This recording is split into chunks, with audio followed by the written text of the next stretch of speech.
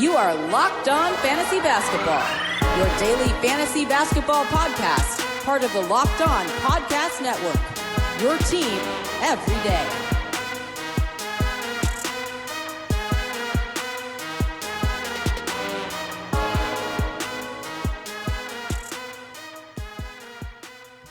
Hello and welcome to the Locked On Fantasy Basketball podcast brought to you by Basketball Monster. My name is Josh Lloyd and I am the lead fantasy analyst at basketballmonster.com and at Yahoo Sports Australia. And you can find me on Twitter as always at redrock_bball and on Instagram at Locked On Fantasy Basketball. Today, doing something I haven't done before. I thought we'd get a couple of listeners to the show to come on here and interview me, turn the tables a little bit and just see what comes of it. So, Michael Bolton. Let's get to it. Let's get to it indeed. So for today's show, I have got a listener by the name of Jessica Luong. Jessica, welcome to the show. Thank you. Thank you for having me. Such an honor. And yeah, it's great. Well, whereabouts are you located? Because I don't even know where you're from. So I'm actually located in Toronto, home of the 2019 NBA champions. The Toronto Raptors, so that was a great experience to go through, and yeah. So you could be potentially holding on to this championship for 2 whole years, depending on what happens with the rest of this season. Yeah, pretty much. A win's a win, right? Exactly. Even winning by default. You got to take exactly what you can get. So I'm handing over the show to Jessica now to have the reins and to ask me whatever questions she has here for me. So Jessica, hey, go at it. Okay, great. Okay, so I guess the first question that I have for you is, when was the first time you ever joined a fantasy league? And how did you do that first year? And did you know then that you'd want to start a podcast just like for fantasy basketball? I think the first season that I played fantasy basketball, I'd played fantasy football before that. I think it was the 2008 season. My brother had a league with some of his friends, and he was like, "Do you want to join this league?" Now, I hadn't watched the NBA for a period of time there, for maybe 5 or 6 seasons in that mid 2000s. So I thought, you know what, might as well. So went joined his league, went over to his house for the draft. We did an in-person auction draft, which for your first draft, when you actually don't even know any of the players. At that point, I was just scrambling to figure out what was going on. We went there. We had the auction draft. I became obsessed with it. I won the league, and that's where it went from there. So it was basically I just was really just digesting everything. Picked up all the players and everything, pretty quickly. A lot of them I knew from back when I'd watched it, 5-6 years ago. Won the league, and then from there went there. But I had no idea that I'd be doing a podcast or having anything to do with this from work. And yeah, that probably came 3-4 years, maybe 5 years after that. But yeah, no initial indication of that. Yeah. So what did you like? What was the first step when you knew like, oh, I want to do this for a living, or like I want to start a podcast for fantasy basketball? Okay, so that was 2013, I think it was. I was, again, just looking for a hobby, of just something to do outside of my regular day job. I was talking to the guys at Pro Football Focus that does a lot of analytical stuff for the NFL, and I was doing some work there, but the level of that work was taking so long to do it that after work I just had no time to do it. So I thought, what else can I do here? Yeah. Well, I'm successful at fantasy basketball, or relatively successful, so I could see a gap in the market. So I started writing, and then I felt more comfortable speaking versus writing stuff out. So about 3 or 4 months after that, I started the podcast, but had no idea. It was just a hobby. It was just me. Here's my thoughts out there. If anyone wants to listen, and very few people did at first, here it is, and then we'll see where it goes from there. But it was no indication of, I'm starting this because this is going to become my job. It's like, I want something to do here. Right. So I did it and went from there. Yeah, and look at you now. Yeah, it's worked out pretty well. Yeah. And seeing as you actually won your first ever season of fantasy basketball, do you actually have any advice for somebody who is maybe starting their first season ever of fantasy and would like some advice from you? The number one thing that I did was just really made sure I digested the rules and how it all worked, but just trying to understand the players and not getting bogged down in who's a name that I've heard of. Just really trying to focus on dealing with trends And I suppose coming from a scientific, mathematical type background, I understood that sort of stuff and how evaluations of these players work, but just trying to deal with the trends, trying to find not necessarily loopholes, but in that league where I think we had 7 waiver adds we could make a week, like I understood that in that league that you could add players every day and try and get that advantage over people by adding the right players and then looking at it. It was a category league, so I'm looking at the end of the week, like what do I need to boost up, adding those guys, and then knowing if I drop them, oh well, there'll be other guys around there, but just really reading as much as possible, watching as much as possible, trying to just digest everything to get these names and what these players are and where their roles are and where it's heading, just really digesting a ton of information over those first couple of months. Right. No, that makes sense. That makes a lot of sense. And which is actually a pretty good segue into my next question is I know that Basketball Monster and your podcast do focus a lot on statistics and the numbers. But when you draft your team, have you ever drafted a player who might not be as good statistically, but just one that you personally liked more than others? I don't think so. I don't think that really ever happens to me. I'm very sort of number orientated with this sort of stuff. So there are players that I don't necessarily like or necessarily think are all that good. But if I can see their opportunity being there and the numbers they're going to provide helps my team, then I'll do that. I'm not having like, oh, well, this guy plays for the team that's the rival of my team, therefore I'm not drafting them. Or I don't like this guy because he hit a shot against us to beat us in overtime 2 years ago. I don't look at it that way. I look at it, well, I can separate what's happening with a fantasy team versus what my real life likes and dislikes and petty biases might be. But I understand that, hey, you come here, and it doesn't mean you have to go out there. People go, oh, I can't get this guy because I can't root for him to score. Like, you don't have to be out there going, yeah, whoever the player is that you don't like, whoever that guy is, you don't have to be like, yeah, Derrick Rose, well done, score. You say, well, that's good. I'm getting the numbers, and you don't have to be actively cheering in that sort of scenario. So I never really look at it that way. Right. Okay. And who's actually your favorite team to follow at the moment? Maybe not at the moment, but before the whole suspension started? Okay, so I used to be a Bulls fan, growing up as a Bulls fan, but quickly, well, not quickly, probably 20 years after I disavowed myself of the nonsense that franchise has been undergoing. But covering the league as a whole, it's pretty tough to have one team that you are a fan of. Now, if I'm going to take that question, say like which team do I follow the closest, it's the team at the moment who probably, and that'll vary through the season, like which team has got the weird situations happening, like who's coming back from injury, how's that going to impact it, which team made a trade. So for example, it was the Rockets, when they made that trade to get Covington, like how's that going to work? It was the Timberwolves when D'Angelo Russell came across. Like, what's going on there? When Zion came back for the Pelicans, how's all that going to figure out? Like, just those sort of things. So changes that happen with teams. Guys get injured, players stepping up into new roles. Like, who's this team that I need to focus on for the next 2-3 games, week, whatever it is, to see how all those pieces fit in? Whereas you look at a team like the Thunder, like, you don't watch them as much because it's just the same shit every night with them. You know what's going to happen. The guards are going to get 36 minutes for Shea and 31 for Chris Paul and 30 for Schroeder, and Gallinari is going to play 30 minutes and Adams will play 28 and Noel will play 20, and you just know how everything's going to play out. It's just the same every night, whereas other teams, there is quite a bit of fluctuation with how all that stuff goes.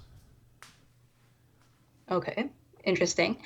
And what if you yourself were a player in the NBA? Like, do you have a team that you might want to play for, and which position would you like to play? Well, okay, so I'm 6'3", so that for normal people that's tall, but for NBA players it's not. So I'd probably be a guard of some description. I wouldn't say that I can shoot all that well. I am more likely to be a Patrick Beverley type of a player who is willing to pass and defend and put their body on the line. That sort of a player.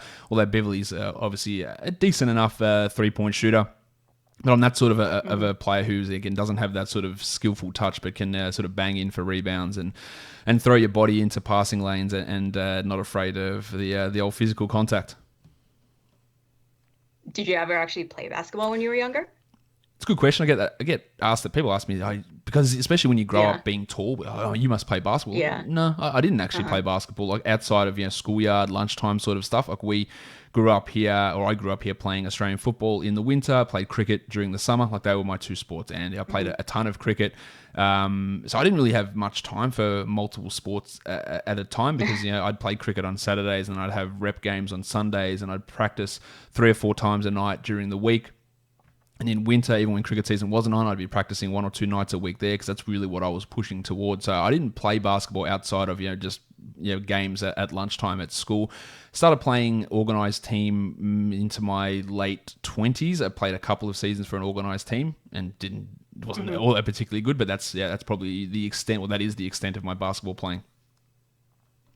Okay. Have you actually ever considered moving to like North America, just be closer to the action? I mean, given that you're based in like Australia, you might not be able to go to games, or like there might be a time difference. Like, how do you deal with all that? And have you ever considered moving to North America?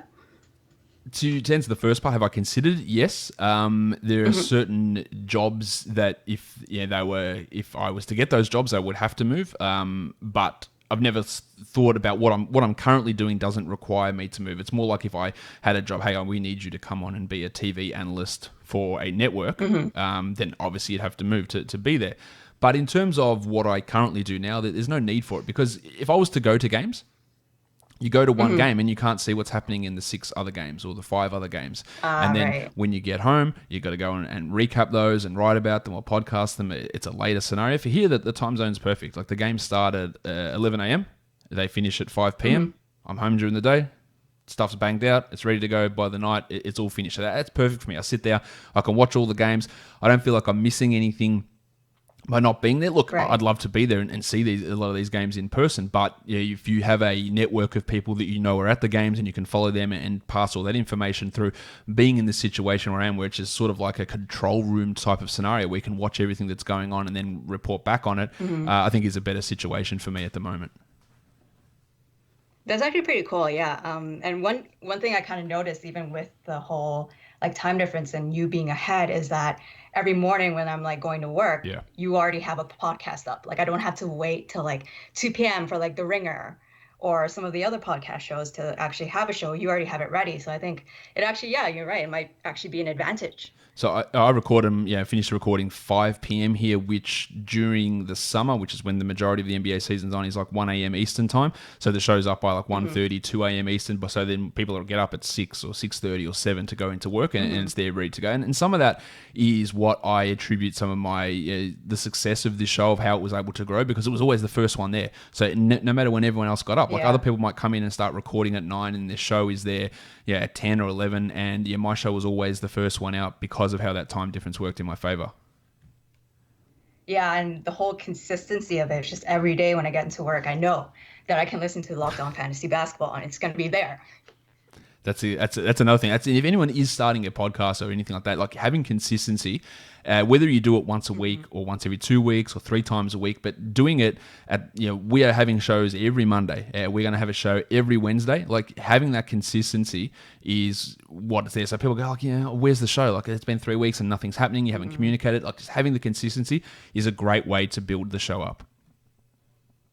And I think it also if I ever wanted to start a podcast, I feel like it would just give myself a schedule so that I don't kind of slack off. Absolutely. And I think that would help a lot as well. Yep. Which is actually one of my other questions, is that if you had any advice for anybody who would actually wanted to start a podcast. Well, that's the number one thing, is to be consistent with it. Like to go out there, work out what you're going to do with it first, and have a consistent release schedule. Like do it every day if you want. Do it once a week if you want. Whatever it is, do it consistently. Make changes down the track, but do it at a consistent pace, and then let everyone know when things are going to change. Like I used to do this show 7 days a week, and then I made a change to move to 5 days a week, but communicated that this is what we're going to do, and now we're on 5 day a week schedule. That's the number one thing. But also find something that you want to talk about. Like no point saying, well, this is the hot thing at the moment, I'm going to go talk about. Because if you don't know what you're talking about, it's just not going to work. And if you're not interested in it, it's not going to work either. You have to have a passion and an understanding behind what you're talking about, so that no matter what's going on, you can actually talk about it with a level of knowledge. The other things that I would say is people, number one holdback people will find is, I'm not comfortable, talking or public speaking, which in essence, it is public speaking just without a visible audience in front of you. But it's practice. Like I'm sure if you go back and listen to the early shows that I did, they were terrible because there was a lot of arms and what am I saying? But now, being able to just keep at it and practice and understand there's going to be rough patches in it, but just being able to speak and have an idea what you're going to say. Plan out some stuff in your head. Don't write scripts or anything because you can tell when something's scripted straight away. Just go out there and be more confident in your voice and understand, because if you know what you're talking about, you can go out there and speak about it, and then you learn little tricks of how to give yourself pause while you're still talking, like throwing in words that enable you then to transition to other segments. So that all comes with practice, but it's just having that confidence to know that you know what you're talking about and saying it in a confident manner, because even though there are people listening, you don't actually see them. You don't have to worry about them looking back at you going, what's this idiot talking about? You can just talk, and then you get that feedback later, of course, but it's just getting out there and speaking in a confident and consistent manner. Oh, yeah, that makes sense. And you can probably tell that my questions are scripted because when I read them out loud, it's a little bit awkward, but that's okay. Hey, we'll have to start somewhere with this sort of stuff, and it is, I will write questions for people, but learning how to turn those questions into conversation, it's a thing that you can learn as well, and go from there. And I think that's, and being able to ad lib stuff on the fly when you're talking interviews is an important skill. But it is something that comes because eventually you're just having a conversation with someone. Like, you have things that you want to talk about. But when you go and have a chat with your mates, you don't like, hang on, let me bring out my notepad. What are the questions I've got to ask you? Like, you might have said, well, I've got to make sure I remember this, or you say, hey, look, I had something I was going to ask, and you go with that. But it's you can get into that conversational tone. Right. Have you ever considered, like, maybe during difficult times, like quitting the podcast? Is that something you ever considered, or it's so ingrained into like your everyday life and it being your passion that you don't ever see yourself stopping at all? No, it's never really come up in any thoughts that I've had. Sometimes, you do the season for 6 months, and you get into the start of April where normally the NBA season's going crazy and there's just bullshit happening, and players are resting, and you go like, what's even going on here? Because I'm talking about this stuff where there's really no predictability in what's going on. You go, this is a bit pointless, but never ever thought, no, I don't want to do this. I always gave myself a couple of years in doing it and said, well, if we can get a decent audience going, I'll keep going with it. The first 6 months, it was like 30 people listening to the show. So it was really, really small. And you go, we'll just keep pushing through. Then after a year, we got to 1,000. And go, okay, that's a good number. Then you're setting yourself little numbers and little goals. So like, well, if this doesn't do anything, if I can't actually turn this into, and after a while, it's like, if I can't turn this into something, because it takes a lot of work to do it. And initially, I was just doing it as a hobby, and then I thought, well, can I do something with this? This is a lot of work. I'll give it a 3-year run. It's a hobby. If it doesn't work, it doesn't work because it's taking a lot of time up. But then these are the goals we need to get to push forward from there. All right, great. No, that's great. And for my final question, so there was actually, I'm sure you know this already, there was a contest to name the Toronto basketball team. And obviously the ultimate winner was the Raptors. But if you had a choice, which one of these would you have chosen? And so the choices were the Beavers, the Bobcats, the Dragons, the Grizzlies, the Hogs, the Scorpions, the T-Rex, Tarantulas, or the Terriers. Well, there's a lot of terrible names in there. Yeah. T-Rex is terrible. It's hard to, like, you look at Grizzlies. Like, is there any? I know Vancouver was obviously awarded the Grizzlies name. Is there any? Are there Grizzlies in Toronto? Is that a thing around Toronto? I don't think so. And they were definitely not dragons or T-Rexes or any of this stuff. I have less issue with those fantasy type extinct animals because we know they're not around. But like, just it'd be like calling them the Toronto kangaroos. Like, kangaroos don't live in Toronto. Like, what are you talking about? Exactly. I don't mind the Beavers. It'd be a weird mascot. It'd be a weird logo. Is it any weirder than the Raptors? Probably not. What was it? Terriers? I don't mind that. Terriers, I like the alliteration. Well, what's the Toronto tie with Terriers? Is it just T's? Is that all it is? I think these were fan submissions. I could be wrong though. Yeah. What was the old name of the team? Wasn't it the Huskies? The Huskies, yeah. I like that. Obviously, that was used in the past. Yeah, that was nice. I think the Terriers, I assume, now maybe this is me and having not lived in snow ever in my life, I assume that Terriers, there's some sort of like snow tie with those guys. They're not the sled dogs, are they? No, I don't think they are. I actually wouldn't have a clue. I don't know anything about dogs or snow. I'll say Terriers. Terriers is my pick out of that. Pretty poor group of names for the Raptors. Yeah, I'm pretty glad we actually landed on the Raptors. It's looking pretty good. It's you think back though to it, Jessica, and just think that they named them the Raptors because of the popularity of a movie at the time. Right. It'd be Yeah. like, what's Marvel movies out now? Like, are we calling them the Toronto Raccoons because of Rocket in Guardians of the Galaxy? Like, what are we doing Yeah. here? The Toronto Iron Men? Like, it's pretty. Yeah, Toronto Iron Man. Right? It's pretty when you think about it. It has worked, and Yeah. they've obviously grown into that name, and it works well now. But it's pretty weird that this Jurassic Park fever taking over the world resulted in a team being named after those dinosaurs, which I don't think any people had ever heard of a Velociraptor before Jurassic Park had even come out. Probably not. Yeah. I can't remember ever hearing about it before that time. Yeah, you had your Stegosaurus and Triceratops and Brontosaurus and T-Rex. I don't think anyone T-Rex, had ever yeah. heard of a Velociraptor until those movies. And then here we are, 20 plus years later, and the Raptors are the NBA champions. Exactly.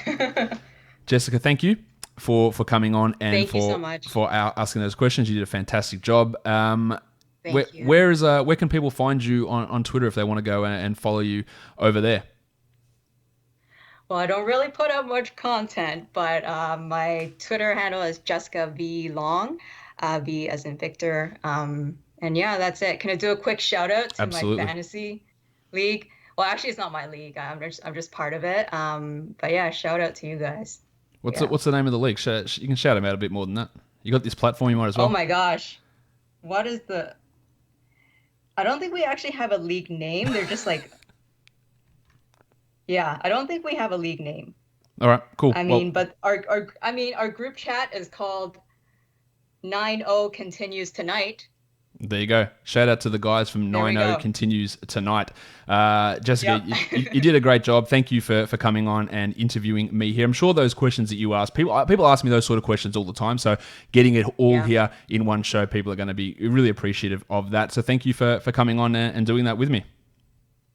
All right, thanks so much for having me, Josh. All right, guys, and that will do it for today. Don't forget, after you listen to this podcast, go and check out today's episode of Locked On NBA as well. Subscribe to this podcast, Apple Podcasts, Google Podcasts, Stitcher, Spotify, and on YouTube. Guys, we are done here. Thank you so much for listening, everyone. See ya.